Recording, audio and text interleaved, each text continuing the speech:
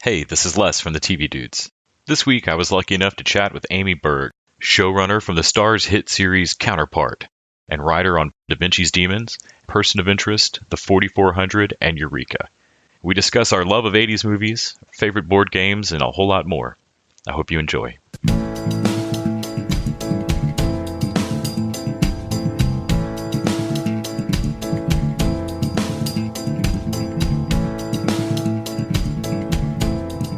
Hello, this is Les. Hey, this is Amy Berg. How are you? Doing great. How are you? Very, very good. Very good. Exhausted, but good. Wonderful. Forgive me if I wrong. You said you just got back from speaking at a conference? Well, I was at, last week I was at the Cobley Institute for Theoretical Physics, giving them a little speech on, that they're up in Santa Barbara. I was giving them a little sorry, that's my dog. Get down. At least we'll have some color commentary. I was talking to the Institute about storytelling and how they're sort of, how they sort of approach solving problems is the same way that we approach solving problems in a writer's room. That's really interesting. That's great. So I've been absolutely loving Counterpart. You've worked on several shows that I love, 4400, Person of Interest. I've really enjoyed Caper. Harley Sawyer's just great. Can I ask what drew you to Counterpart? Yeah, I was approached, back in the end of 2014, I think.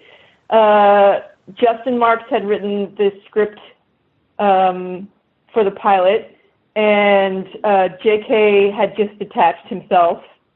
And, it was in a pile on my desk. I was coming off of another Starz show, DaVinci's Demons, and I wasn't sort of excited to sort of immediately jump on another show that wasn't mine. But there was a stack of scripts on my desk, and, I've read like maybe 20 in an afternoon, and then I hit the script for Counterpart, and I was just sort of mesmerized by it. It was just so good, and the world building was incredible, and, it didn't sort of talk down to the audience. It didn't sort of try to explain everything immediately, and I just loved it. It was such a slow burn. It's not something that you would normally see on television, and so I just sent my agents a 2-word email that just said, "This one."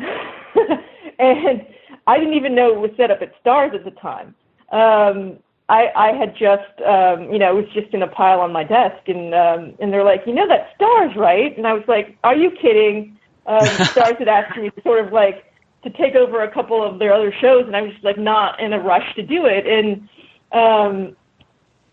But like the script was just like, it's just one of those things that you read and you're like, man, like, this is something that I would write, So it's sort of like immediately like, you sort of just fall in love with it. And it's just sort of like, it was so in my wheelhouse.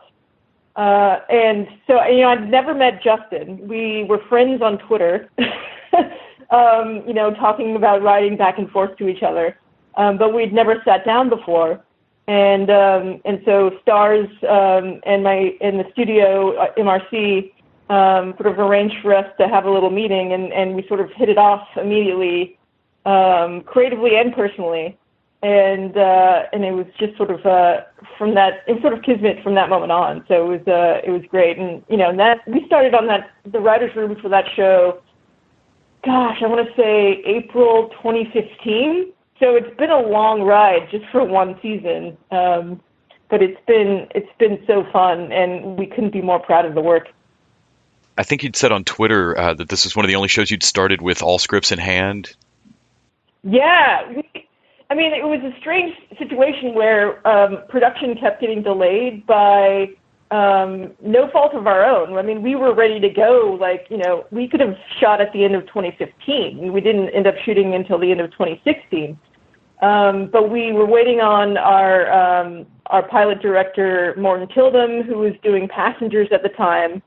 And he was attached as an executive producer, and so we were waiting for him to get done, and that just allowed us the time to really put in the work, not just on the 10 scripts, but like on the Bible and all of the backstories and, you know, and setting up the rules of the world. I mean, it really allowed us to sort of know everything going in. And so, like, day one, you know, in prep, like, you know, as always, your department heads are just, you know, waiting to sort of stump you with a question. And we're like, oh, no, we've had plenty of time to think about that. We have all the answers. So whatever you want to know, we got it. So it's been a good ride.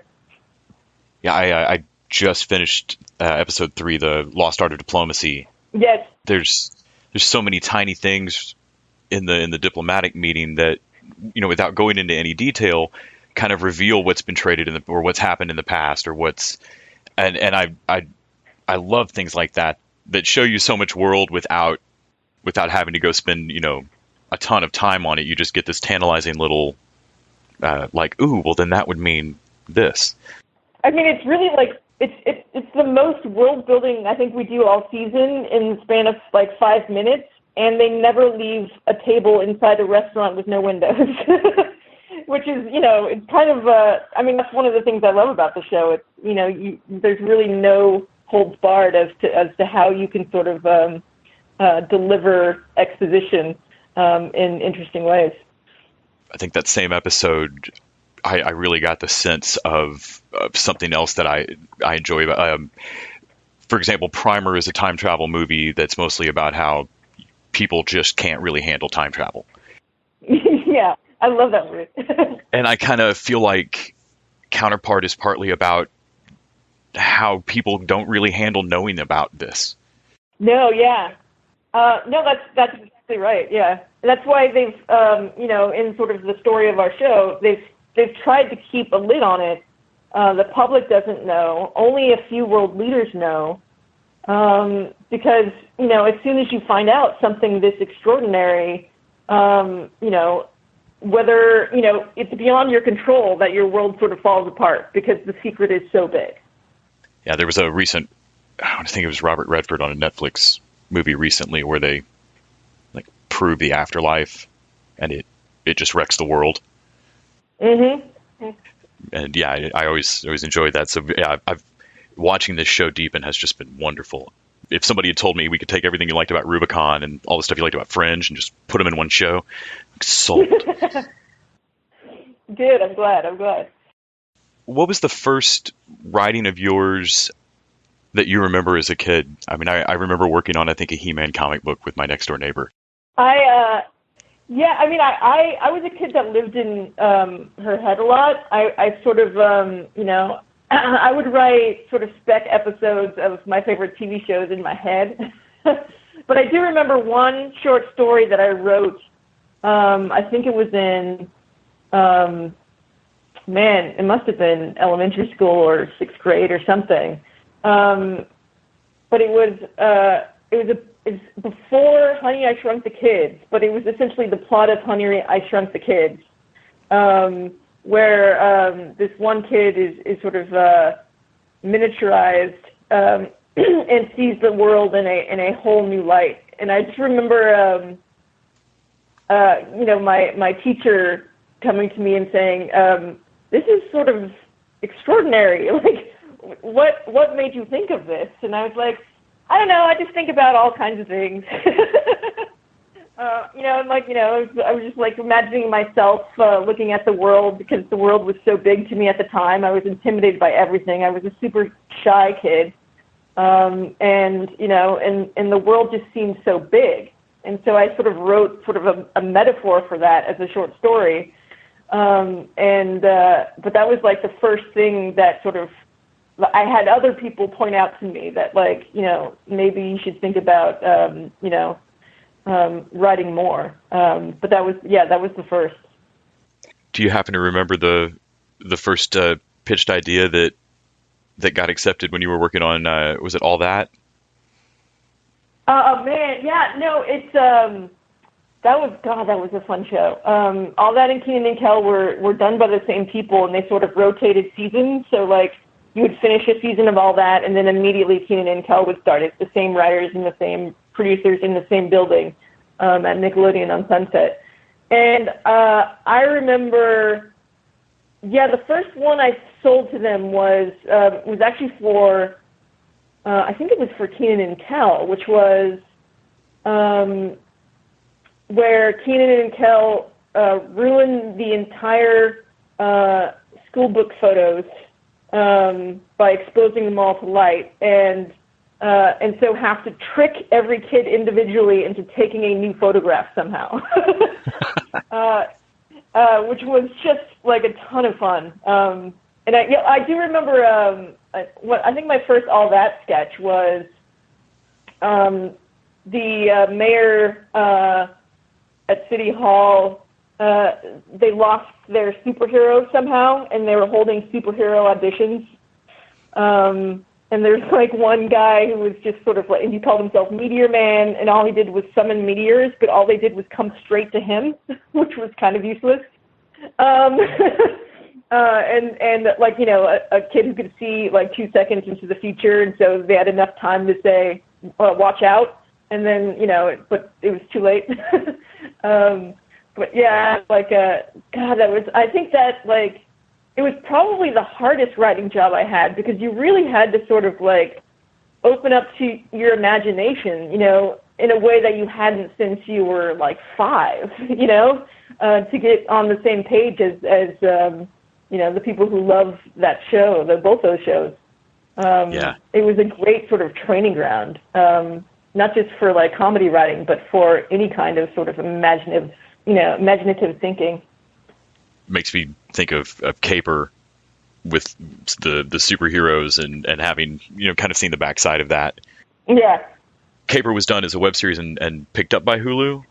Is that right? Yeah. They picked it up after the fact. They'd heard about it and were like, you know, this seems like something. They were just sort of starting out with new content, and they sort of wanted to get in on the action. So we premiered Hulu and YouTube simultaneously, which was pretty interesting and wonderful. Yeah, I think that's how I saw Battleground and a couple of other web series was through Hulu like that. I particularly enjoyed Caper. Well, the production value is great for most stuff that was getting termed web series at the time. I felt like the production value was great. I mean, obviously, there's always going to be budget differences, but what do you think can pull that together? Is this just kind of a new middle ground distribution channel for like middle budget projects, do you think? I think absolutely. Yeah, I think absolutely. If you look at a show like High Maintenance, which is on, I think, HBO right now? Yes, yeah, HBO's making new episodes, yeah. Yeah, it started as a web series at the same time as Caper. I know that because we lost the Writers Guild Award to them. But I mean, it is an extraordinary show, and the only thing that was holding it back was budgetary. You know, it was budget, and it was you know, a platform essentially for more people to watch it.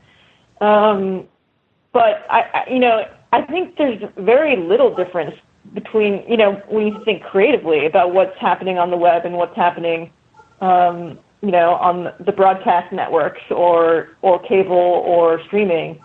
There's just a divide between access. I think it's just new creators not having access to the industry at large, and, you know, the big budgets that go into making these shows. And I think, I mean, it's almost sad, because I feel like there's a lot of wonderful creators out there that have never or will never get an opportunity, because, you know, our industry is such that people keep going back to the well. They keep going back to people who, you know, have been successful making shows, and then they just make more and more shows. And the access for people who are sort of on the fringe of that is very minimal. You have to work so much harder to break through to be seen, you know, when there's, you know, 30, you know, Greg Berlanti shows on the air. So, and, you know, and people just want more because they're successful. But every additional show that someone like Berlanti gets is one less show for someone who's new coming in, trying to make a name for themselves. So we're in a really weird place right now where it's really the web that is where you'll find the most unique, original ideas that aren't based on sort of existing properties or adaptations of something. There was something I'd read recently, it was about Rian Johnson directing Last Jedi, but it was about how he and Patty Jenkins, at this point in their career, if they had been Spielberg and Lucas and coming out, in the late 70s, they'd have made twice as many movies by this point. But the fact that Spielberg and Lucas themselves are still making movies and taking up production budgets means that the generation below them are making half as many films per year. Yeah, the same thing is happening in TV. Because people keep going back to this big budget well. Yep, exactly right. Yeah.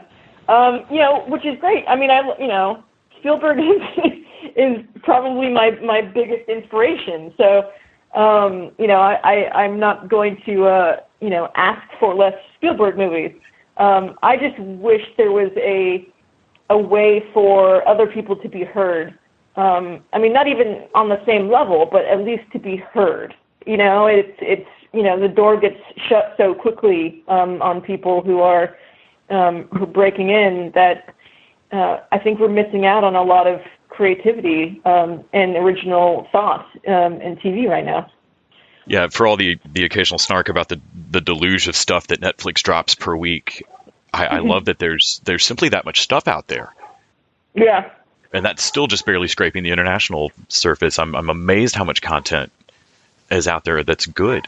Is there any property or anything you loved as a kid that you've not seen adapted or not seen done that you'd still love to see done out there?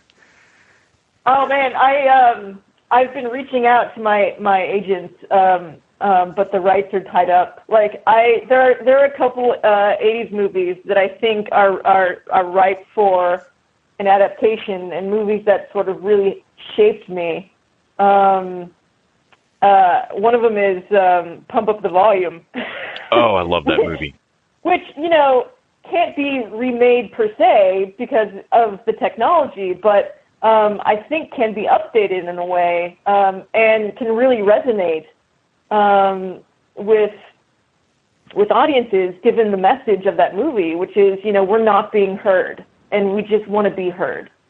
And I think it's one of those that I'm constantly looking at for inspiration, thematically in a lot of my work. I got to pick the movie in sixth grade English class party, and I chose that movie. And looking back on it, I can't believe I didn't get that man fired.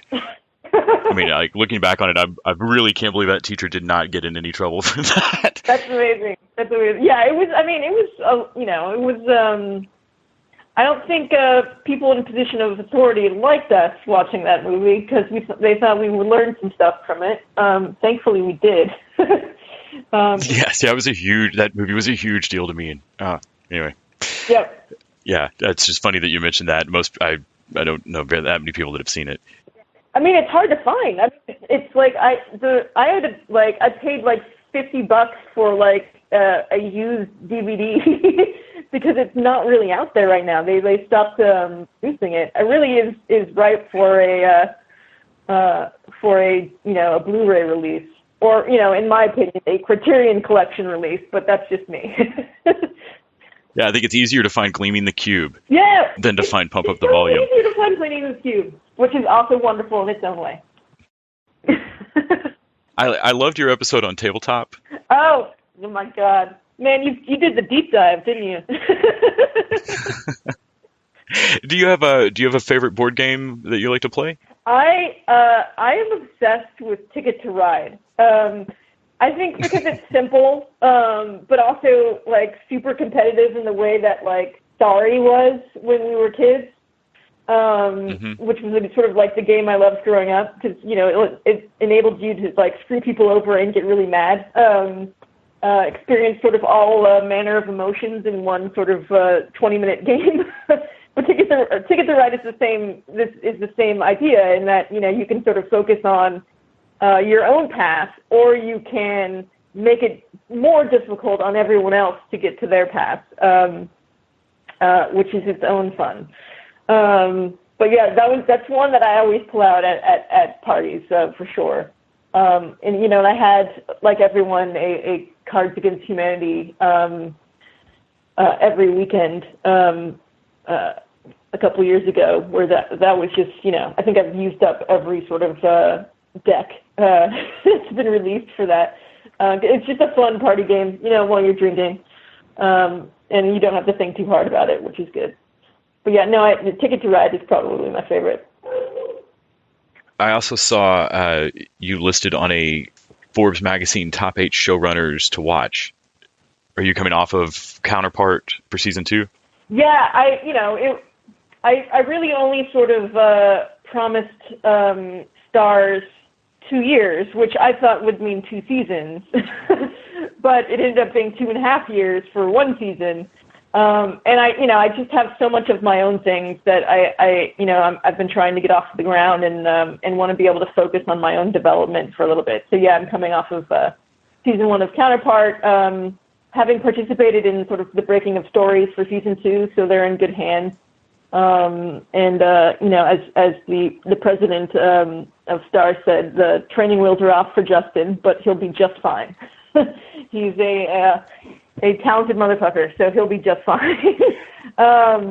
But yeah, no, I'm excited. I'm working on my own stuff now. I've got one show set up at Amazon. I have a pilot with Mark Gordon's company, and I'm finishing my first original feature, which is intimidating as hell.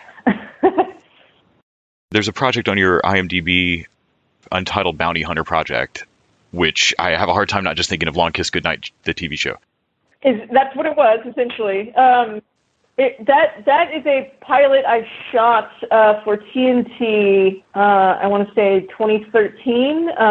Gina Davis, Scott Bakula, Rico Colantoni. It was one of the best casts ever assembled. Yeah. I was really hoping that wasn't just like an IMDb ghost or something. We're like, oh, please let this all have been real at one point.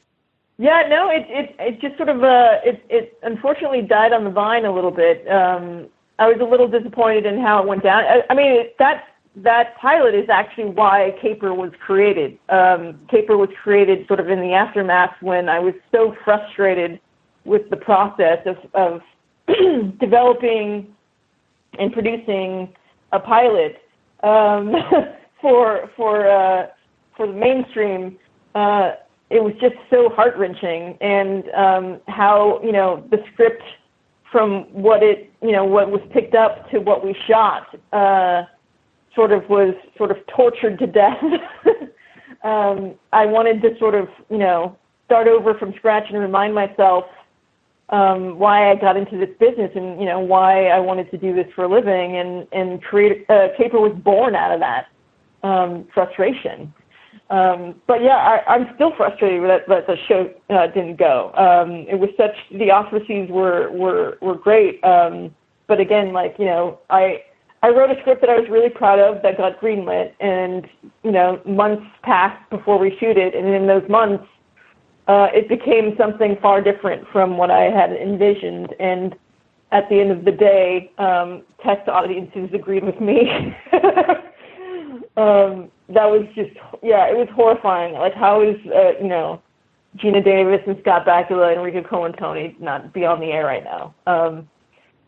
But without that, we wouldn't have Caper. So there's trade-offs, You worked on one of my favorite shows of all time, Person of Interest. I just remember being so thoroughly impressed throughout the life of that show with how the sci-fi elements were handled and how they weren't purely a gimmick, but actually deep into the show.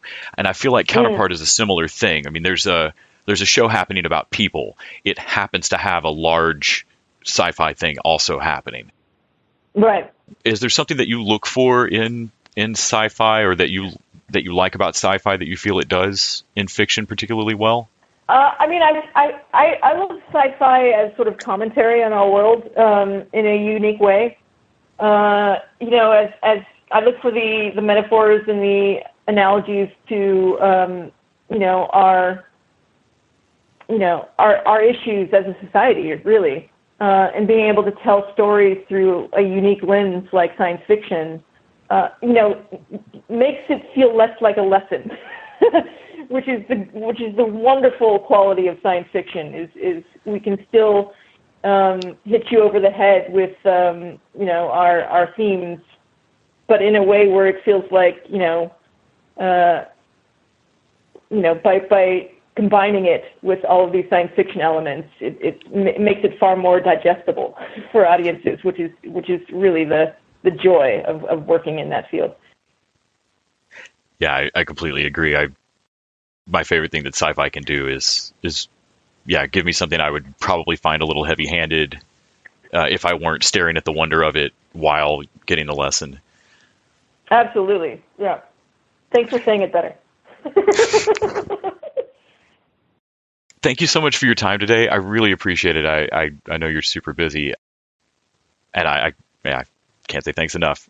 It was great talking to you, man. I appreciate your research and your knowledge, and I love your fandom of Middleman, which is also one of my favorite shows. Yeah, that's been a really fun dive to do, and speaking with about half the writers' room and most of the principal cast. That's been great. So great. A show that we lost before its time. Very much so. Yeah, I'm going to do a wrap-up interview with Javi on Monday. And oh, great. Tell him I say hello. I love that guy. Will do. Thank you so much, Amy. Thanks, Liz. Talk to you soon. Bye.